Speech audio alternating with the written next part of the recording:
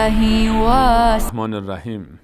اللهم صل علی محمد و علی آل محمد كما صليت على ابراهیم و علی آل ابراهیم انك حمید مجید و بارک علی محمد و علی آل محمد كما باركت على ابراهیم و علی آل ابراهیم انك حمید مجید. عرض سلام دارم و ادب و احترام خدمت همه شما بینندگان عزیز و ارجمند.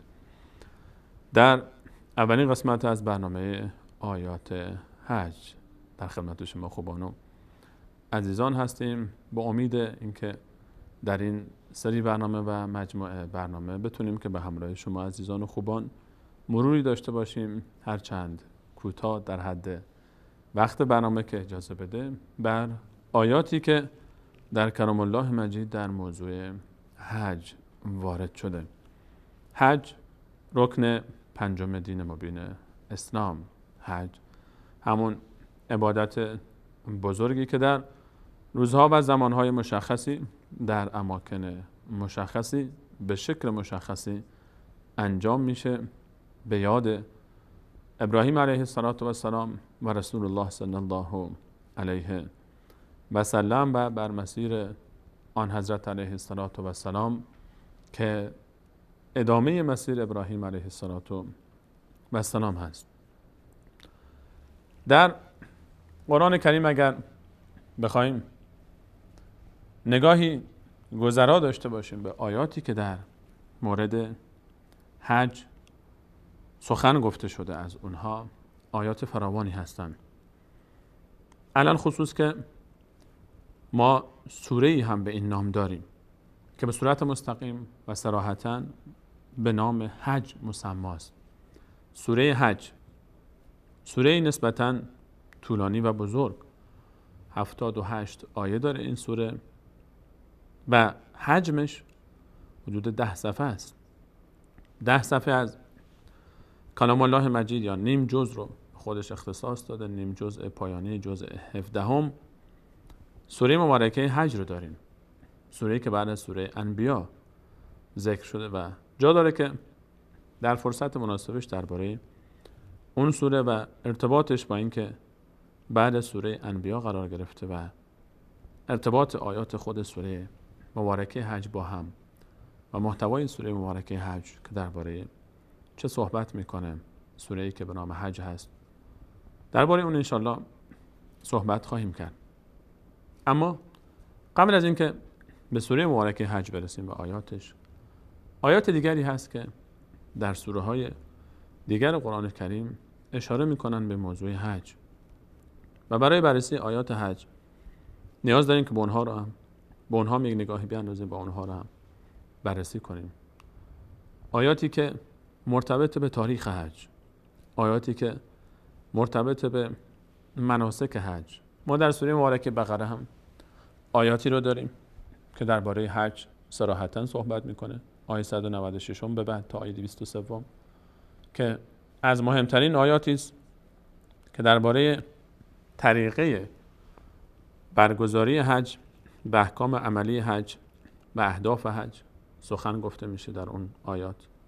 و همچنین آیات دیگری در سوره مبارکه بقره داریم که باز مرتبط با حج، گرچه که به صورت مستقیم اسمی از حج در اون آیات گرفته نشده باشه، اما مرتبط با مکان برگزاری حج، مرتبط با تاریخ حج، مرتبط با مناسک حج. و اون آیات 124 به بعد از سوره مبارکه بقره هست که در پایان جزء اول، حدود پایانی جزء اول قرآن کریم ذکر میشه که به اون آیات هم خواهیم پرداخت. هم آیاتی که در آیات 124 به بعد تا حدود 134 5 حتی میتونیم تا آخر جزء اول حساب بکنیم این آیات رو، درباره حج به صورت غیر مستقیم صحبت میشه.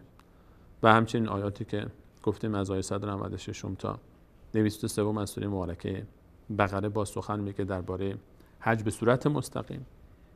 و همچنین در سوره مبارکه حج که مسماست به این عنوان حج، که سوره حج هست، کلا نامش حج هست، در این باب هم انشاءالله صحبت خواهیم کرد. اما مناسب میبینم که در ابتدای این صحبت و سخن از آیه شروع بکنیم که در سوره مبارکه آل عمران قرار گرفته در 96مین ترتیب این آیات، یعنی آیه 96 سوره مبارکه آل عمران هست و در امتدادش آیه 97 هم مرتبط به موضوع حج و حکم حج در آیه 97 ذکر میشه. اما آیه 96 آیه است که اشاره میکنه به بزرگترین شعار، بزرگترین نشانه و علامت حج که همون کعبه مشرفه است. آیه‌ای که در موضوع حج و در باب حج از آیات کلیدی است که باید حتما به اون اشاره بشه و درباره اون صحبت بشه. آیه‌ای که سعی کردیم تا تصویری رو که خدمت شما میرسه هم مزین بکنیم به این آیه و بالای سر من نوشته شده. آیه 96 سوره مبارکه آل عمران هست. الله متعال در این آیه میفرماید اعوذ بالله من الشیطان الرجیم ان اول بیت وضع للناس للذی ببکة مبارکا و هدی للعالمین. همانا اولین خانه ای که برای انسانها، برای عبادت انسانها در روی زمین بنا شده، اون خانه است که در بکه هست. اولین خونه ای رو که الله تعالی میفرماید من برای عبادت انسانها این خونه رو روی زمین قرار دادم، خونه است که در بکه هست. بکه نام دیگر مکه است. تا همین بخش آیه رو اجازه بدید که با دقت بیشتری بهش بررسی کنیم، بهش نگاه کنیم و دقت کنیم دربارش. الله متعال میفرماید که اولین خونه‌ای که وضع شده برای عبادت تمام انسان‌های روی زمین، انسان‌هایی که در دنیا وجود دارن، خونه‌ایه که در مکه است. اشاره به این مکان داره، اشاره به یک خانه داره، با اون کعبه است، با اون خونه‌ای که مشرفه و مزین به بیت الله، اضافه شده به لفظ جلاله به نام الله، خانه الله، بیت الله، بیت الحرام، بیت العتیق، اسمهای مختلف کعبه مشرفه است. اولین خانه‌ای که برای عبادت انسانها روی زمین بنا شده، اولین عبادتگاهی روی زمین، اولین مکانی که اختصاص داده شده به عبادت الله تعالی و نسبت داده شده به الله تعالی به خاطر تشریفش، تکریمش و عظمتش، بیان جایگاهش. خانه کعبه قبل از ابراهیم علیه السلام، اون چیزی که ما فکر میکنیم ابراهیم علیه السلام اول بار خانه کعبه رو بنا کرد، اما تاریخ کعبه برمیگرده به قبل از ابراهیم علیه السلام و گفته میشه که از زمان آدم علیه السلام وقتی که فرود آمد به زمین در این مکان مشغول عبادت بود و خیمه ای داشت از فیروزه که در اون عبادت میکرد در مکان خانه کعبه فعلی. و بعد از اون که آدم علیه السلام وفات کرد، فرشتگان اون خیمه رو بردن و به جای اون بعدها در زمان حضرت شیث علیه السلام یک 4 دیواری ساخته شد و این مسیر ادامه پیدا کرد و در طوفان نوح غرق شد و رفت و بعد در زمان ابراهیم علیه السلام تجدید بنا شد. در روایت از رسول صلی الله علیه و سلم پرسیده شد که یا رسول الله، اولین مسجدی که روی زمین ساخته شد چی بود؟ محل سجده، محل عبادت، اولین عبادتگاه. فرمودن مسجد الحرام، محلی که مسجدی که کعبه قلب اونه و مکه مکرمه مشرفه به این خانه. ان اول بیت وضع للناس للذی ببکته، اولین خونه ای که برای عبادت انسان ها در طول تاریخ ساخته شده کعبه است. الله متعال میفهمد این خونه ان اول بیت وضع للناس للذی ببکته، اون خونه است که در بکه هست. بکه گفتیم نام دیگر مکه است. به خاطر این به مکه بکه هم گفته میشه که در هم کوبنده ظالمین بوده در طول تاریخ. بکه یعنی چیزی که در هم میکوبه. یک از صفات و نامهای مکه است. در طول تاریخ هر شهری، هر شخصی که، هر گروهی که قصد اهانت و دست درازی و گستاخی به این شهر داشتن در هم کوبیده شدن. داستان ابرهه معروف و مشهوره که الله متعال سوره به اسم فیل در قرآن کریم ذکر میکنه که حکایت اصحاب فیله. شخصی چشم دیدن کعبه رو نداره، اولین خونه‌ای که برای عبادت انسانها روی زمین ساخته شده و بدون شک مشرفترین و با عظمت‌ترین و مقدسترین مکان روی زمینه. و قصد تخریبش بلند میشه از یمن با لشکرش. ابرهه نامی با لشکری از پیل میاد برای تخریب بیت الله الحرام، برای تخریب اول بیت وضع للناس، و خیال باطل خودش میاد تا کعبه رو خراب بکنه. و در مسیر قبل از این که برسه به نزدیکی های مکه، لشکر خودش رو الله متعال از آسمون پرندگان کوچکی به اسم ابابیل رو میفرسته، شبیه پرستوهای مناطق ماست. در منقار و در چنگال هاشون گل های خشک شده ای دارن، بسیار کوچک، شاید به اندازه نخودی بیشتر نبوده باشه. اینها رو از بالا بر سر این افراد میندازن.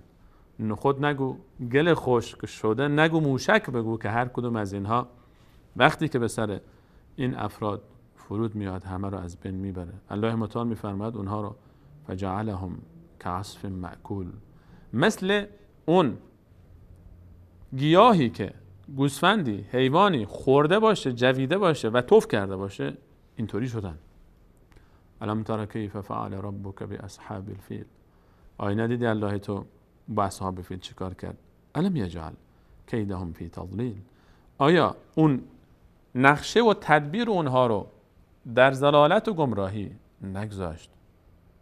و ارسل علیهم طیرا ابابیل، فرستاد ابابیل رو به سراغ اونها، ترمیهم بحجارة من سجیل، با یک گله های خشک شده ای که شبیه سنگ بود، اینها رو با سنگ ریزه های از گله های خشک شده سفتی اینها رو مورد هجوم قرار دادن و هلاک کردن و به مانند علف جویده شده ای شدن. این مکه است. این شهری است که الله متعال در اون باره فرمود هر کسی که اراده گناه و تعدی و تجاوز و اهانت به این مکان داشته باشه، مجرد این که فقط اراده بکنه، الله تعالی فرمود نذقه من عذاب علیم، من از عذاب دردناک اون رو میچشونم. خط سرخ الله تعالی است. اینجا محدوده ایه که الله تعالی اجازه نمیده کسی بخواد اینجا بیاد و گستاخی بکنه. کسانی که دشمن کعبه هستن، کسانی که دشمن کعبه، مخالف توحیدن، مخالف رونق اولین خونه ای که برای عبادت الله تعالی روی زمین بنا شده، الله تعالی اونها رو مهلت نمیده. نذقهم من عذاب علیم، از عذاب دردناک اونها رو میچشونم.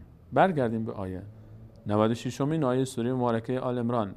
ان اول بیت وضع للناس للذی ببکه، همون خونه است که در مکه است، همون خونه است که در بکه است، اون شهری که در هم میکوبه متجاوزین خودش رو. این خونه مبارکه، خونه مبارکه.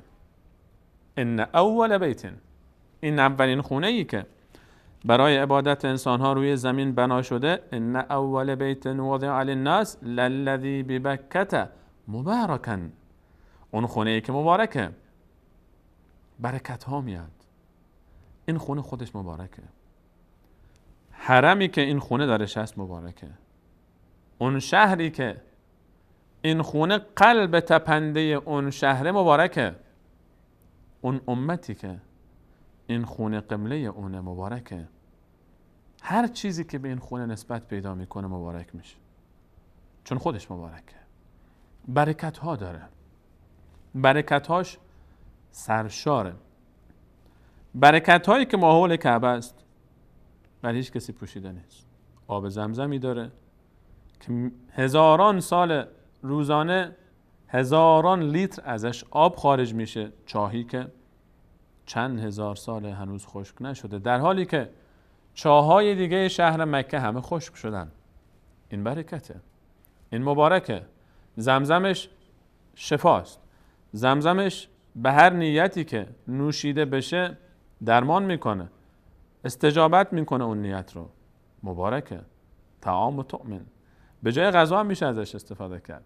تنها بهترین آب روی زمینه، چون کنار کعبه است، چون کنار اولین خونه ایه که الله تعالی برای عبادت انسانها اون رو قرار داده. این خونه مبارک. انسان که اونجا میره تبرک میگیره، دینش برکت پیدا میکنه، دنیاش برکت پیدا میکنه.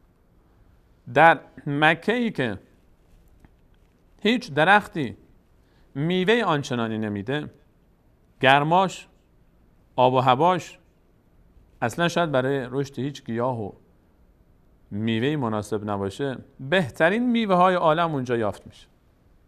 این برکته. این برکتی که الله تعالی گذاشته برای این سرزمینش. مبارکن و هدی للناس و هدی للعالمین. و این خانه اولین خونه است که به خاطر عبادت ساخته شده. این صفت اولش. دوم، مبارکه. خونه مبارکه، سر تا پاش برکت، همه چیش برکته. مبارکتر از خودش روی زمین نداره. خانه کعبه، خانه الله، اول بیت وضع للناس، اولین خانه‌ای که برای عبادت انسان‌ها روی زمین قرار داده شده، مبارکتر از خود مکانی در عالم نداره. این رو الله کعبه می‌فرماید. این خانه مبارک، این مکان مقدسه. چون این خانه در این شهر قرار گرفته، این شهر مقدسه. این شهر مقدس ترین مکان روی زمینه. اون مسجدی که این خونه اونجاست مقدس ترین مسجد دنیاست. هر نماز به 100,000 نماز، هر عبادت 100,000 عبادت جای دیگه حساب میشه. و حتی علما و مفسرین گفتن که صدقه در این شهر به 1 دینار معادل 100,000 دینار جای دیگه است، چون کعبه اونجاست، چون مبارک. این شهر که کعبه دلشه، که قلبش کعبه است، این شهر رو الله تعالی فرمود ولتنذر ام القرى. در آیه 92 سوره انعام فرمود این شهر ام القرى است، مادر سرزمین هاست، چون کعبه اینجاست. چون اولین خانه‌ای که برای عبادت انسان ها روی زمین ساخته شده اینجاست. اینجا کعبه است، اینجا مسجد الحرامه، اینجا حرم مکی است، اینجا مکه مکرمه است، اینجا ام القرى است. و نه تنها در روی زمین مقدسه که سقفش تا آسمان دنیا، آسمان اول، دوم، آسمان های دیگه که هستن، بر دقیقاً سقف کعبه زمین کعبه دیگه تو آسمان هاست. در سوره طور آیه 4 الله متعال از یک 4 دیواری دیگه ای سخن میگه در آسمان ها به اسم بیت معمور. قسم میخوره به اون خونه، والبیت المعمور، و قسم به اون خونه آبادی که در آسمان هاست. و رسول الله صلی الله علیه و سلم فرمود اگر اون خونه بیفته روی زمین، بر سقف کعبه شما فرود میاد. اون کعبه آسمان برای زیارت فرشتگانی که تو آسمون ها هستند.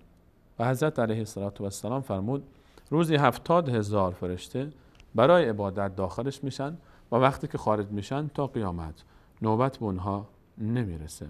اون بیت معموره، این بیت الله روی زمین و بیت معمور در آسمان. اینجا مکه مکرم است.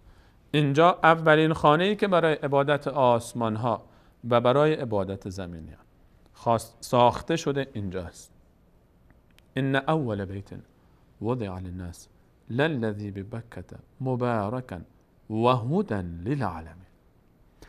خانه‌ای با این صفات، خانه‌ای با این عظمت، با این برکت، با این سابقه تاریخی که اولین خانه‌ایه که برای عبادت در عالم ساخته شده، اولین عبادتگاه انسان‌ها بر روی زمینه که الله متعال اینجا رو انتخاب کرده. اینجا باید باشه کعبه، اینجا باید باشه قلب زمین، اینجا باید باشه قطب عالم.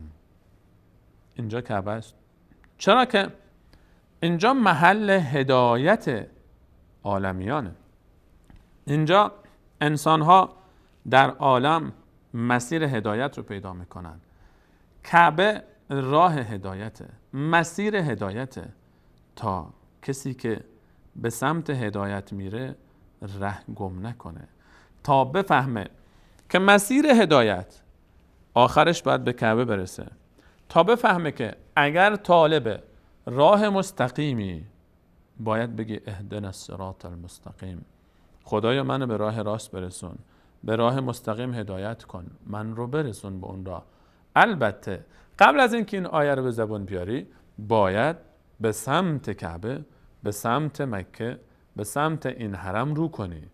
اونجا وقتی که رو کردی به سمت کعبه دعای استقامت کن، دعای رسیدن به هدف داشته باش. اگر میخوای بفهمی که آیا به مسیر راست داری میری، به بیراهه نمیری، راهی که تو میری تو رو به ترکستان نمیرسونه، نشانیش کعبه است. ببین چقدر کعبه برات مقدسه، چقدر برات عزیزه. آیا مکان دیگری در عالم هست که اونو بر کعبه ترجیح میدی؟ آیا مکانی هست در دنیا که فکر میکنی اون عظمتش، برکتش، قداستش از مکه، از کعبه، از مسجد الحرام بیشتره؟ اگر این گونه فکر کردی ره به ترکستان بردی، گمراه شدی. چون الله تعالی فرمود که هدایت اینجاست.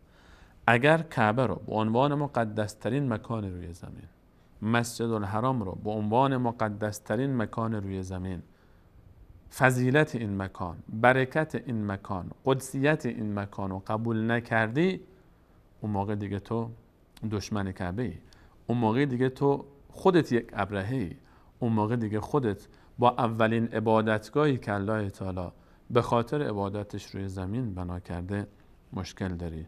اون موقع دیگه تو حج هم برات مهم نیست، عمره هم برات مهم نیست، مسجد الحرام هم دیگه برات مهم نیست. این آیه اولین آیه‌ای که در این باب من دوست داشتم صحبت رو با اینجا آغاز کنیم، چون خیلی مهمه. شناخت تاریخ حج که از کجا شروع شد. حج ماحول همین مکان میچرخه، حج ماحول این خونه میچرخه. حج بعد از این آیه 96 که الان از سوره مبارکه آل عمران خدمت شما بیان کردیم، آیه بعدی الله تعالی از حج سخن میگه که انشاءالله اون رو در برنامه بعد به همراه شما عزیزان مرور خواهیم کرد. از اینکه تا این لحظه برنامه خودتون رو یاری کردید تشکر میکنم. در برنامه بعدی درباره آیه 97 صحبت خواهیم کرد، آیه که بعد از این آیه است. الله تعالی فرمود اولین خانه‌ای که برای عبادت انسان‌ها در زمین قرار داده شده خونه‌ای که در بکه هست. یعنی چی؟ مواظب باشید با این شهر دشمنی نکنید که تباه میکنه شما رو، از بین میبره شما رو. مبارک و هدایتی است برای عالمیان. آیه بعدی رو در برنامه بعد به همراه شما عزیزان مرور خواهیم کرد. الله یار و نگهدار شما.